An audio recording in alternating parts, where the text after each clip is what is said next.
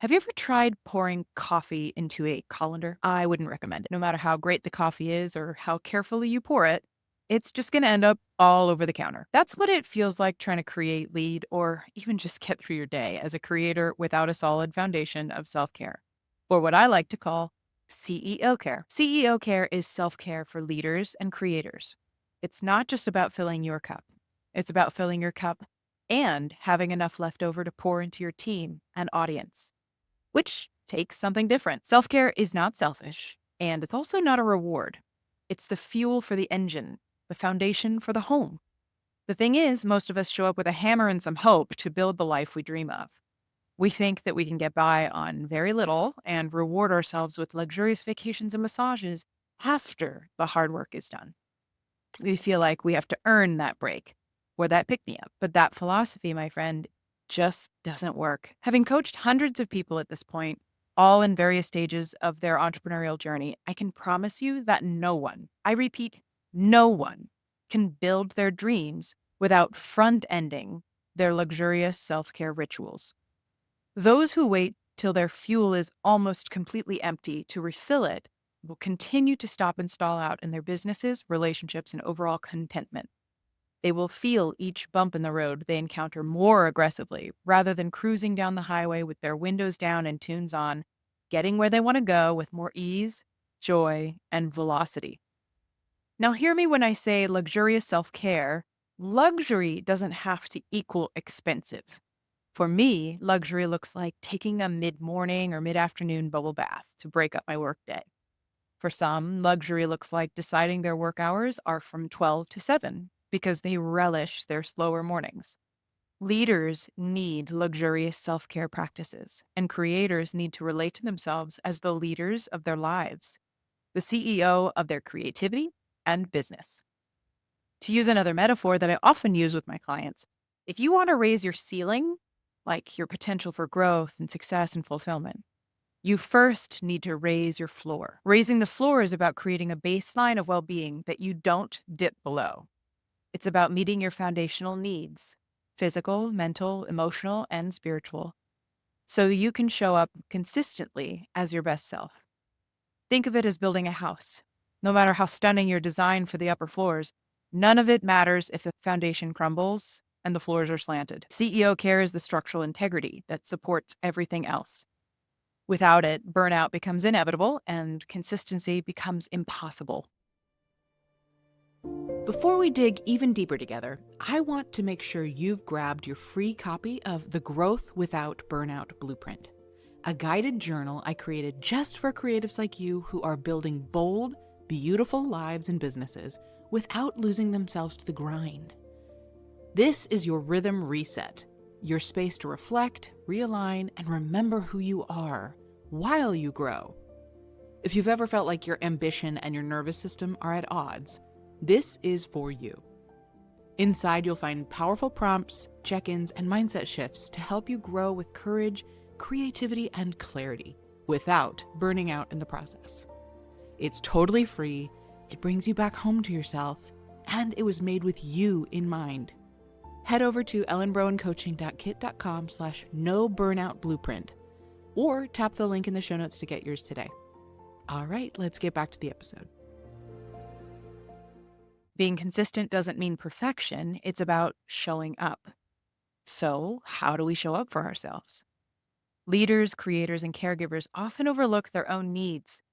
They get used to doing without, and they start to lose touch with their own needs because they're so focused on others or what needs to be done. So, the first step I find to calibrating where your floor is and how we need to raise it involves understanding our needs. Self care isn't just bubble baths.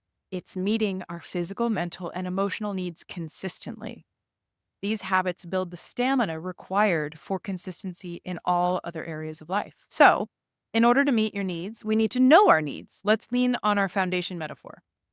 Imagine trying to build a foundation without having any measurement. Sounds ridiculous, right? Yet, we often try to design a self care routine without taking the time to understand what we need to thrive. So, let's take your measurements. Answer these questions for yourself right now. Feel free to pause after each question to consider more thoroughly. Physically, What helps me feel energized? Mentally, what keeps me feeling clear headed? Emotionally, what supports my well being? Spiritually, what connects me to my purpose? These are your measurements.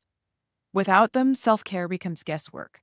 With them, we know how to build your foundation. And just like all construction projects, things don't always go according to plan.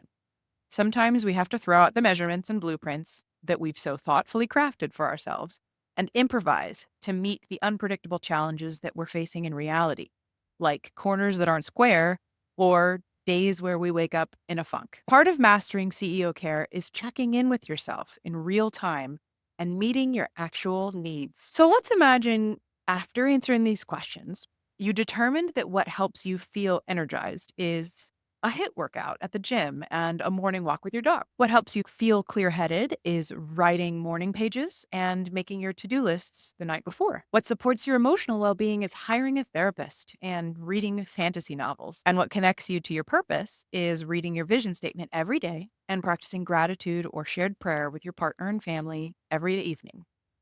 That sounds like a really amazing foundation for well being, right? But let's say you wake up foggy headed after a fitful night's sleep and you've got a really important presentation to deliver later that day. You feel lethargic, grumpy, and like you just want to cancel everything.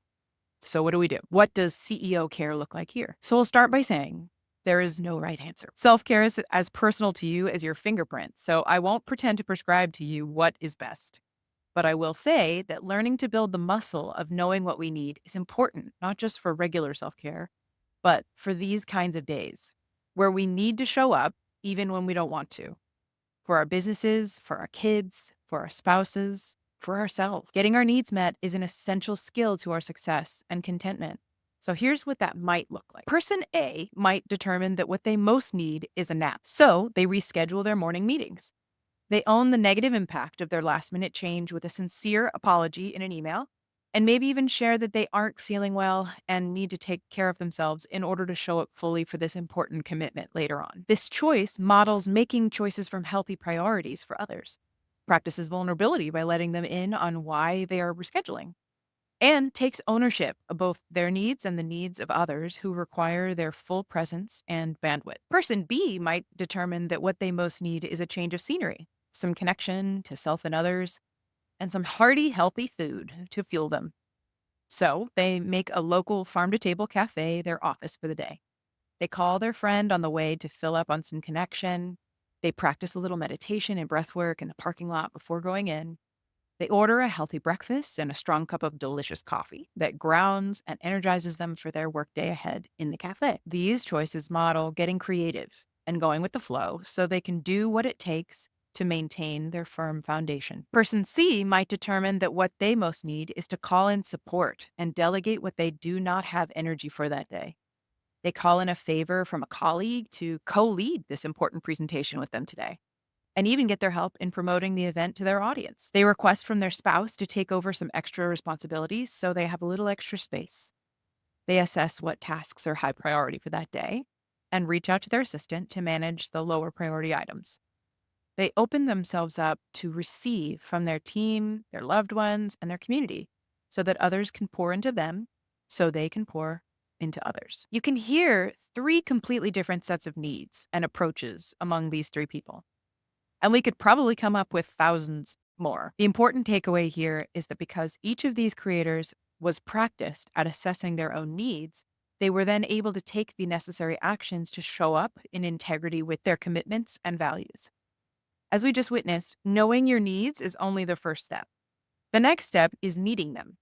For the everyday foundation building habits, meeting your needs requires commitment. It's not a one-time thing, it's a practice. Think of it like tending a garden. You can't just water it once and expect it to flourish. You can't go to one therapy session or one gym session or one massage and have a fully set foundation of well-being. You need to nurture it consistently, even on days when it feels inconvenient. Kaylee and Elise's concept of self-mothering, where caring for oneself involves providing the nurturing love and support we often extend to others, is a powerful concept to apply here. As a parent, we aren't just responsible for knowing what our children need, but for providing for their needs generously, consistently, and effectively. The same is true for ourselves. So, knowing how to meet your needs is essential. This might mean you know you need some more emotional regulation in your life. So, you try going to weekly therapy sessions, paddleboarding in the ocean, and even a rage room session for a month. After 4 sessions of each, you can notice which have the most potent effect on your emotional well being and eliminate any that don't suit your needs. You can do this kind of experimentation for your physical, emotional, mental, and spiritual needs. Meeting your needs isn't about perfection, it's just about progress. Start small, find out what works, and experiment as you need to. Lastly, consistency thrives on accountability. Sometimes we need external structures like hiring a coach, joining a church, or setting reminders on our phones to keep us on track. It's not weakness, it's wisdom. Structures make consistency easier by removing the guesswork and decreasing choice fatigue. My newest accountability structure for my physical CEO care is signing up for an Orange Theory Elite membership. It means that I have the commitment to 8 intense workouts a month, but the flexibility to schedule them how I need to. For me, the expense is enough to keep me showing up for myself, and the structure is flexible enough to travel with me and accommodate my schedule. So let's stop thinking of self care as something we do after the work is done. Self care is the work. It's what allows you to show up, to create, to lead. It's what turns effort into impact and consistency into a way of being. Raise your floor and watch your ceiling rise with it. Because when you take care of yourself, you give yourself the capacity to take care of everything else. And if you're curious what the non negotiable foundation firming practice is that most people miss from their self care rituals, join me back here tomorrow. If you enjoyed today's episode, please show your support by rating and reviewing in your app of choice. It would truly mean the world to me to hear from you.